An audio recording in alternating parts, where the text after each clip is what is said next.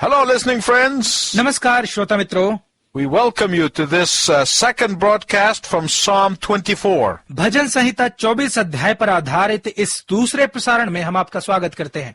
Do you know that there is a problem with many Christians today? क्या आप जानते हैं कि आज बहुत सारे मसीहियों के साथ एक समस्या है? Many of them are living in the Old Testament. उनमें से कई आज भी पुराने नियम में जी रहे हैं।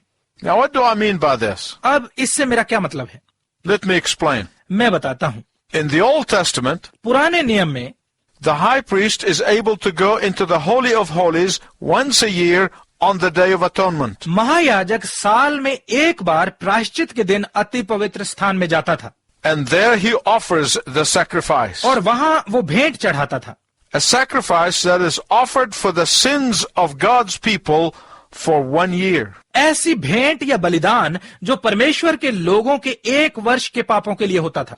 And then they have to go through the whole process all over again. और फिर अगले साल उन्हें फिर से वैसा ही करना होता था।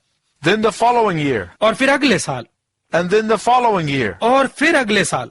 Do you know why? आप जानते हैं क्यों?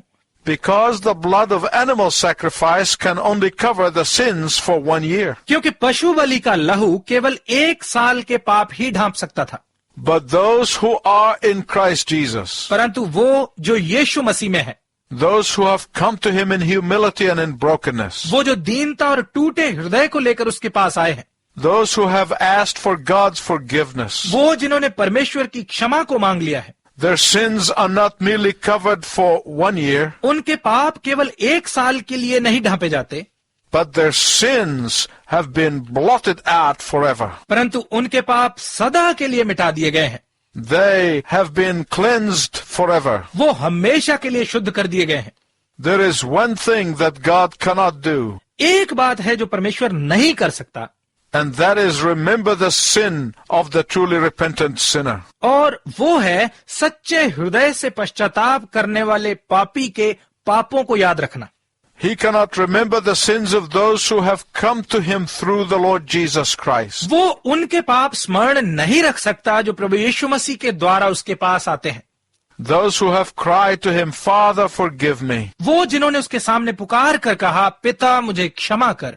Do you know why? आप जानते हैं क्यों? Because Jesus' death on the cross was the payment for the penalty of your sin and my sin. क्योंकि क्रूस पर यीशु की मृत्यु आपके और मेरे पापों के हर जाने का भुगतान थी। But there was something else in the Old Testament. परंतु पुराने नियम में कुछ और भी था।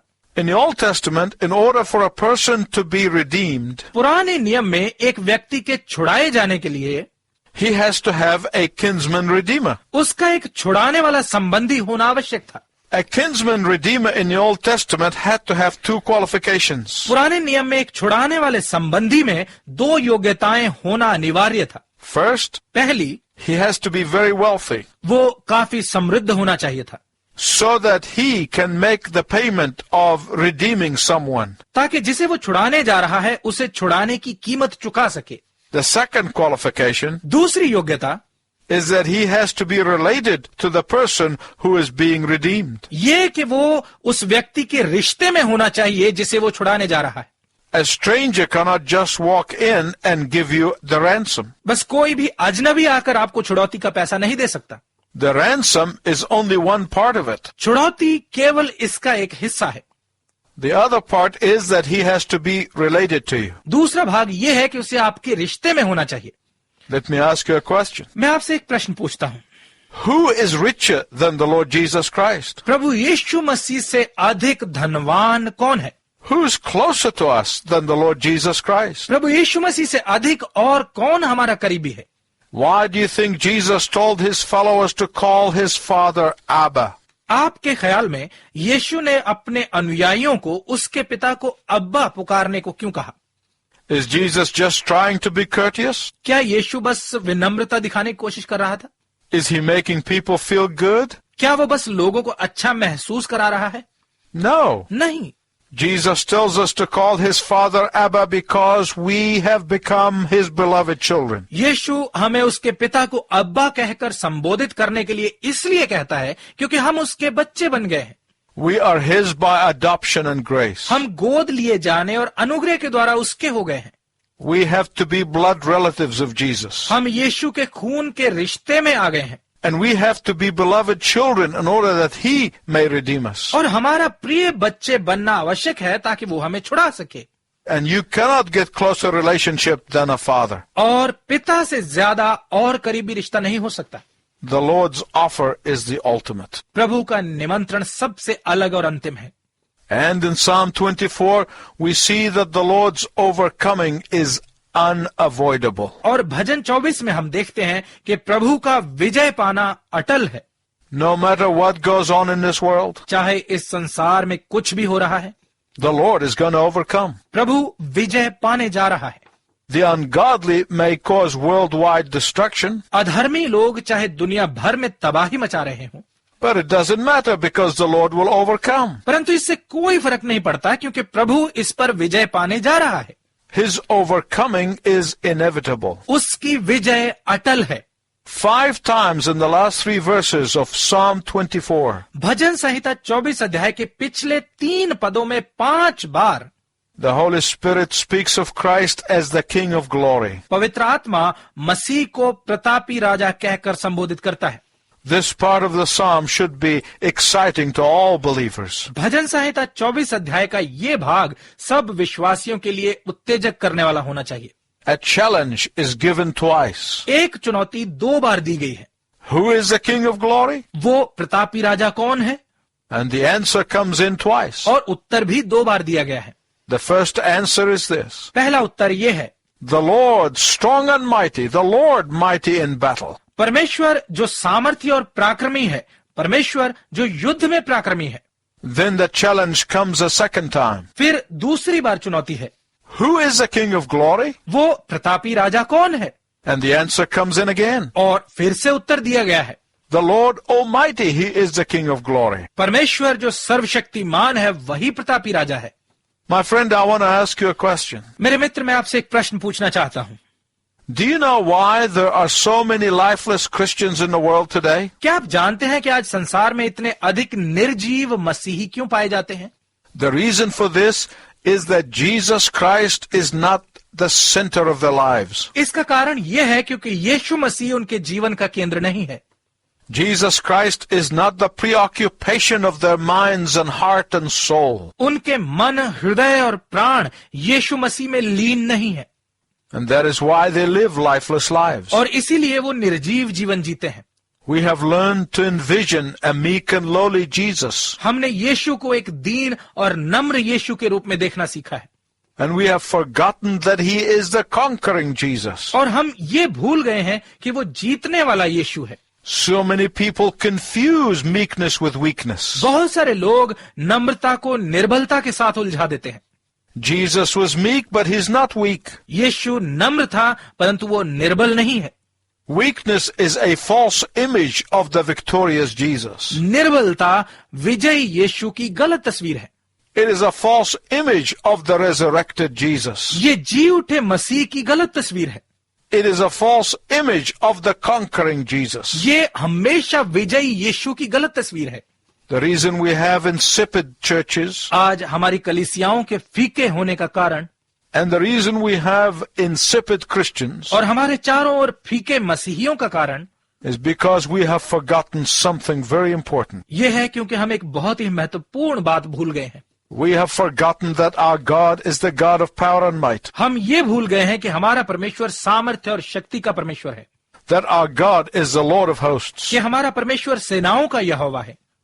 That our God is a conquering God. कि हमारा परमेश्वर विजयी परमेश्वर है। That our God has defeated Satan and sin. कि हमारे परमेश्वर ने शैतान और पाप को हरा दिया है।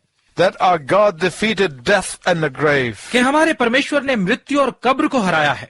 That our God has conquered sin and guilt. कि हमारे परमेश्वर ने पाप और दोष पर विजय पाई है।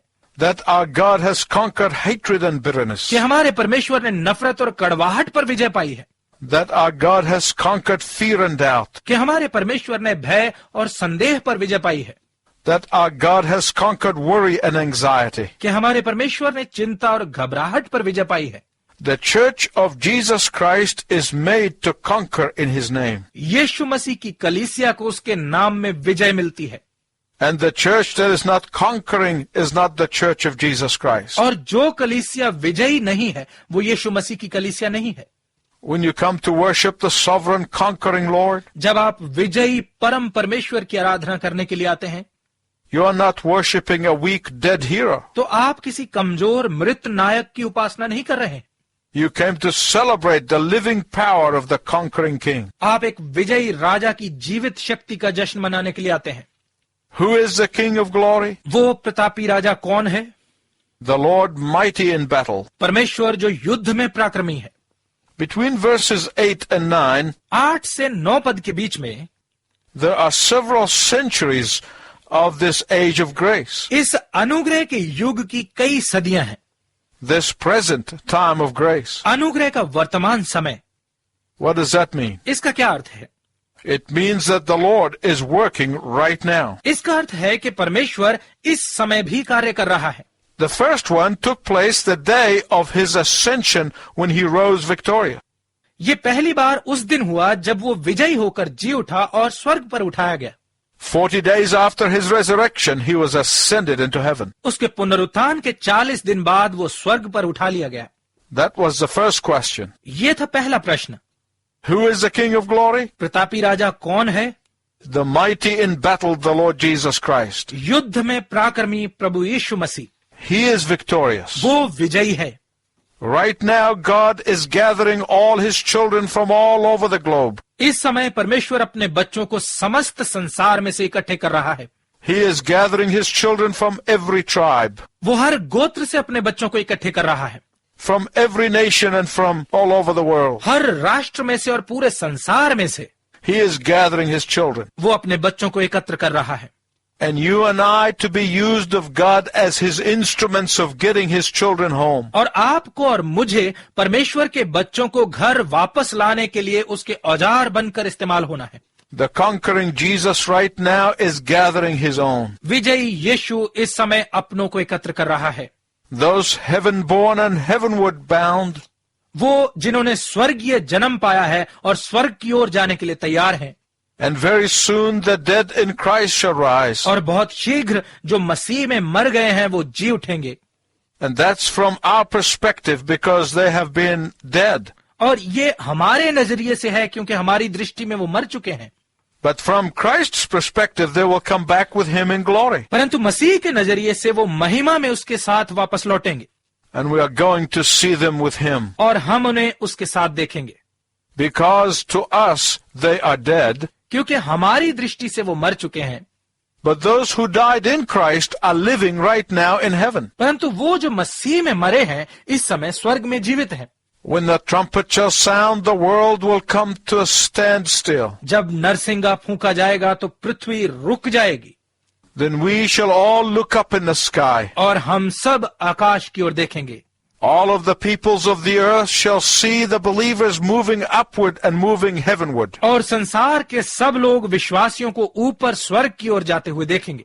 Those who are on the highways, वो जो सड़क पर होंगे, those who are in the air, वो जो हवा में होंगे, those who are at work, वो जो काम पर होंगे, those who are in prison for Jesus' sake, वो जो यीशु के लिए कैद में हैं, those in Africa, Asia, America, and Europe, वो जो अमेरिका, एशिया, अफ्रीका और यूरोप में हैं, those in New Zealand and Australia and the ends of the world, जो न्यूजीलैंड, ऑस्ट्रेलिया और धरती के अंत तक हैं, they are going to look up and see the believers go. वे सब विश्वासियों को ऊपर की ओर जाते हुए देखेंगे। But those who have rejected Jesus will cry to no avail. परंतु वो जिन्होंने यीशु को अस्वीकार किया रोएंगे परंतु कोई लाभ ना होगा।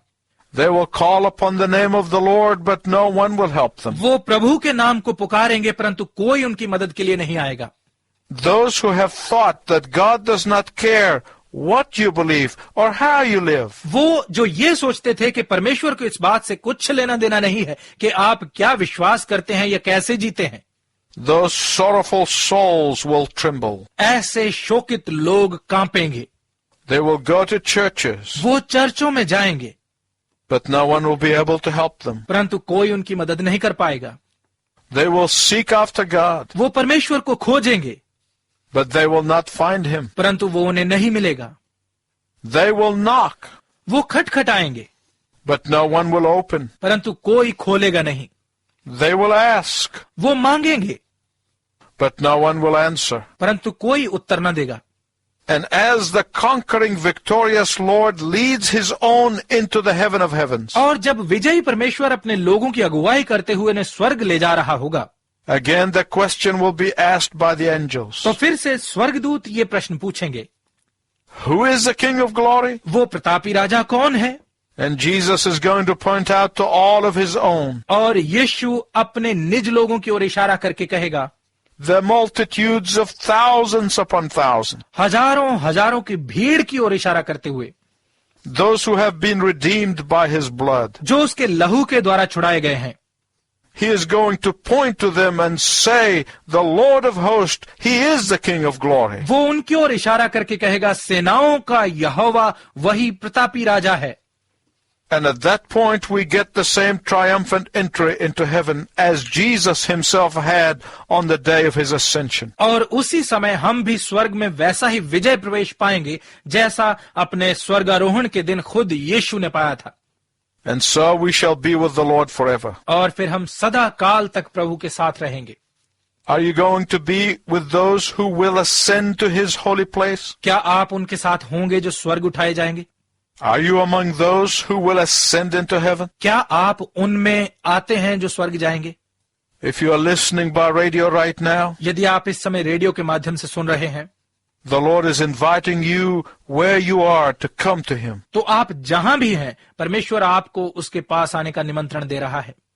Because God is saying to you, क्योंकि परमेश्वर आपसे कह रहा है, you can ascend into the holy hill. तुम मेरे पवित्र पहाड़ पर चढ़ सकते हो।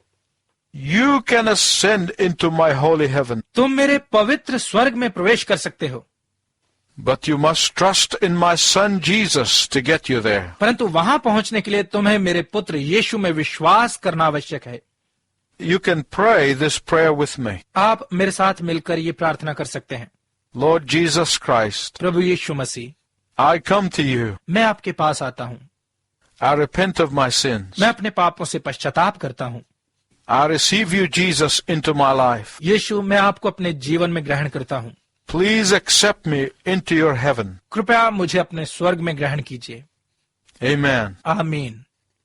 If you prayed this prayer, यदि आपने ये प्रार्थना की है, you can be sure that God will never reject you, तो आप निश्चित हो सकते हैं कि परमेश्वर कभी आपको अस्वीकार नहीं करेगा, that you have become his child. कि आप उसकी संतान बन गए हैं।